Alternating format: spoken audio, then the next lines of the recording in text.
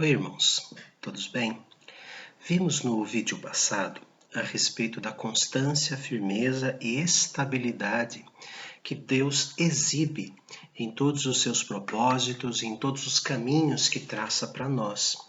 Nós vimos muito que Deus não é homem para mentir e nem filho de homem para se arrepender. E os textos bíblicos que falam sobre arrependimento de Deus é uma linguagem totalmente humana. Deus, na sua inspiração, permitiu que os homens usassem a linguagem humana para que os humanos pudessem compreender. Né? E, na verdade, Deus não se arrepende, mas como Deus mudou a sentença, não por arrependimento, mas por onisciência, ele sabia disso. Deus se arrependeu então de destruir Nínive.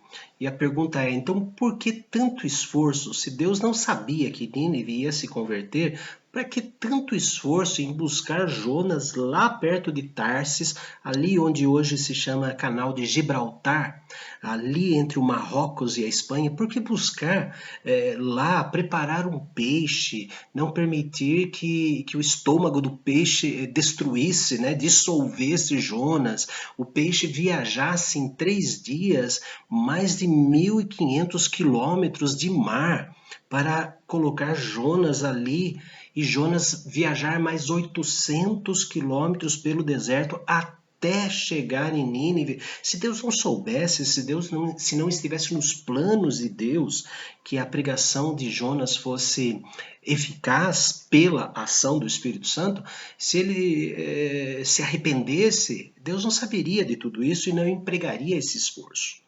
Então é uma linguagem humana para dizer que Deus sentenciou uma coisa, mas pela sua misericórdia ele não deu aquela sentença, ele não aplicou aquela sentença.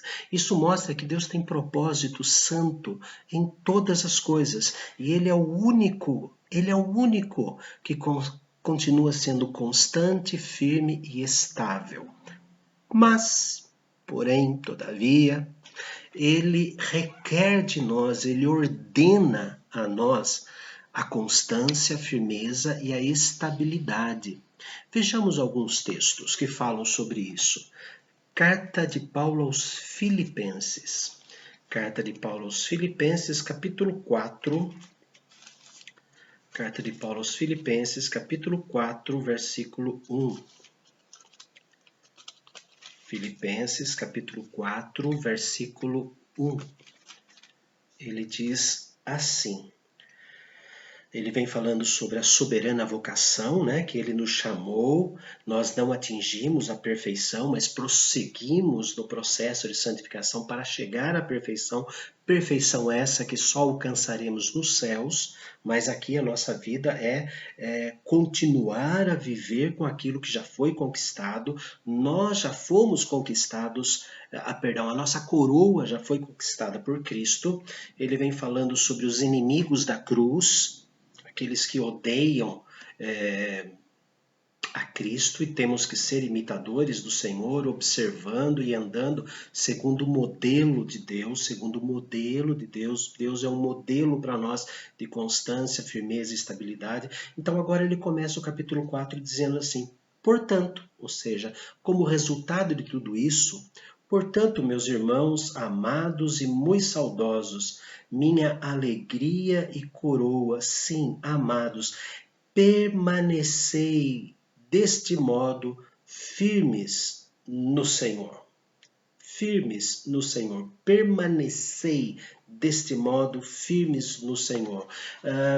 Numa tradução mais ao pé da letra do grego, estaria assim, determinados no Senhor.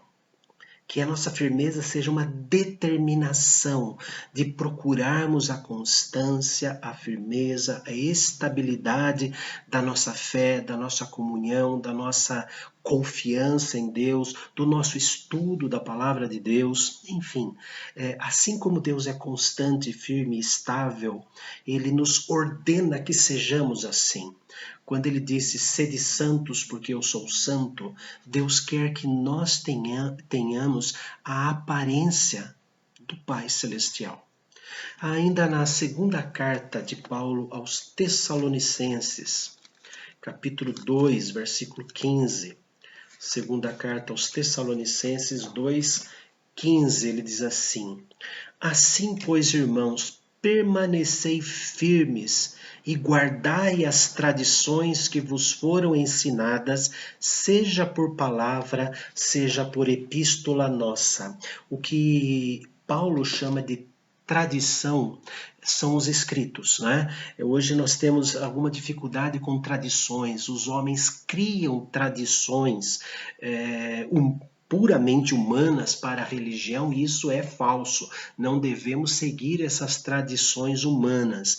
Mas quando o texto está falando de tradição, ele está falando do período entre a ressurreição e a ascensão do Senhor Jesus, o período anterior também, né, as palavras do Senhor Jesus, o período apostólico pós-ascensão de Jesus aos céus, os escritos que estavam começando a acontecer.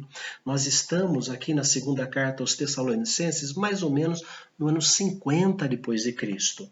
As 3 primeiras cartas escritas pelo apóstolo Paulo foram Gálatas, as igrejas da Galácia, primeira carta aos Tessalonicenses e a segunda carta aos Tessalonicenses. Então ele está dizendo, vamos permanecer firmes nessa tradição que nós falamos, diz aqui, né? Quer por palavras, versículo, quer por palavra, ou seja, por epístola nossa. Então já estava começando essa tradição ser a doutrina dos apóstolos. Então nesse texto entendemos tradição por doutrina dos apóstolos. Ele ordena que permaneçamos o quê? Firmes, permanecei firmes. É como se fosse uma redundância para nós. O verbo permanecer na língua grega é uma situação parecida com uma raiz que desce, encontra uma pedra e abraça essa pedra e continua a raiz aqui. Isso se chama ancoragem. Ancoragem, fazer uma âncora. Quem sabe muito disso são os jipeiros, né? Que sempre quando o jipe ele atola, então tem que fazer uma ancoragem. Pega-se o estepe, amarra-se uma corda ou o cabo de aço do reboque e enterra isso, e aí então esta ancoragem faz com que ele saia do lamaçal. Mas aqui está dizendo que temos que permanecer, temos que ancorar. A nossa firmeza está em Cristo. Sejam firmes. É uma ordem daquele que é o exemplo de constância, firmeza e estabilidade. Tem um outro texto escrito por Tiago, capítulo 1, Tiago, capítulo 1, versículos 6 a 8. Tiago 1, 6 a 8. Ele diz assim, Tiago 1, 6 a 8, é uma ordenança de Deus permanecermos constantes, firmes e estáveis. Vou ler desde o versículo 5. Se, porém, algum de vós necessita de sabedoria, peça a Deus, que a todos dá liberalmente, e nada lhe impropera, nada ele vai complicar, vai piorar a situação. Deus não vai dizer, você está pedindo, mas não usa. Nada lhe impropera ou dificulta, e ser-lhe-á concedida. Peça, porém, com fé, em nada duvidando, firmeza.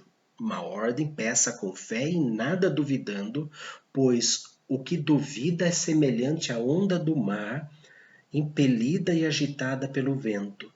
Não suponha este homem que alcançará do Senhor alguma coisa, homem de ânimo dobre, inconstante em todos os seus caminhos. Temos que manter a firmeza, a constância, a estabilidade em Deus. Deus, então, ordena essa nossa constância. Temos que lutar contra as inclinações da nossa carne, contra os nossos medos, para manter esta firmeza na fé.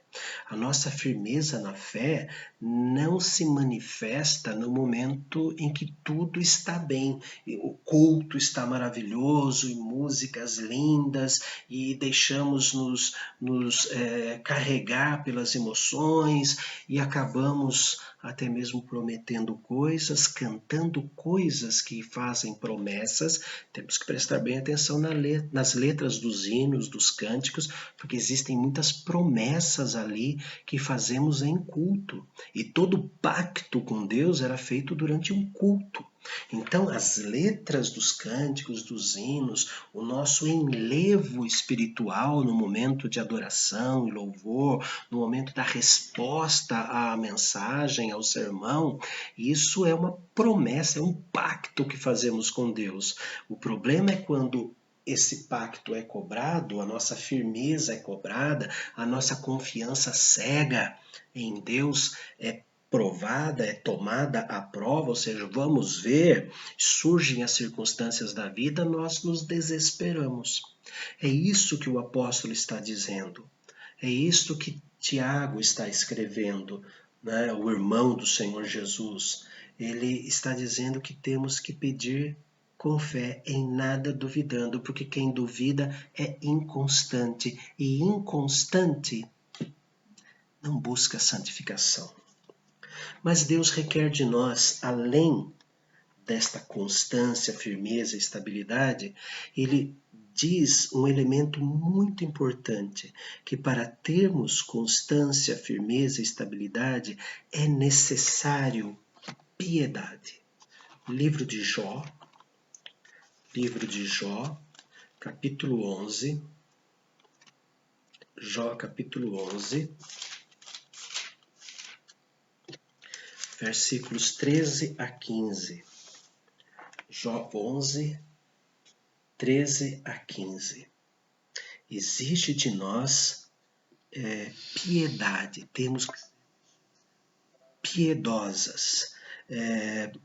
Ser fanático é pecado, porque todo fanático é cego, mas temos que ser piedosos, devotos ao Senhor. Então Jó, né, escreveu assim nos versículos 13 a 15.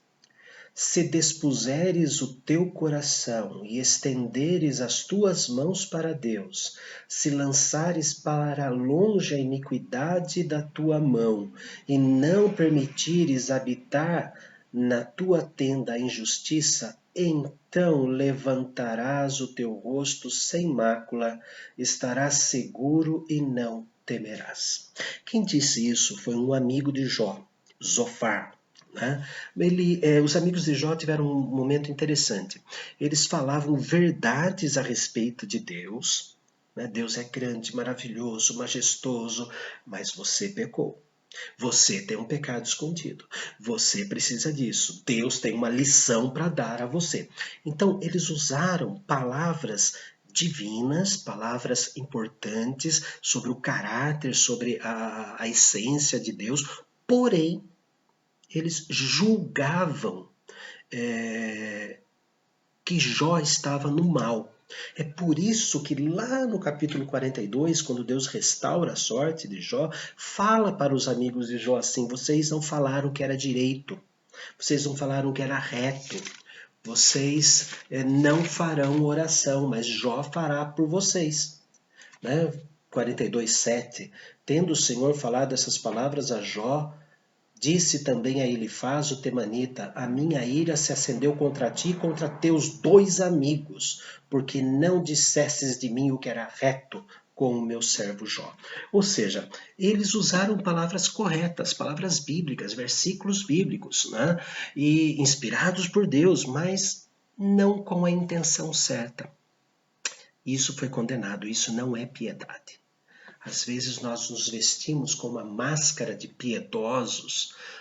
Meu querido, a palavra do Senhor está dizendo assim, e até lemos a palavra do Senhor: você está em pecado, eu sei o que você está pensando. Meu Deus, isso não existe. O único que sabe o que nós pensamos, o que nós sentimos, somos nós e o próprio Deus, por ser Ele onisciente. Mas Deus requer de nós que usemos os textos bíblicos com constância, firmeza, estabilidade e piedade.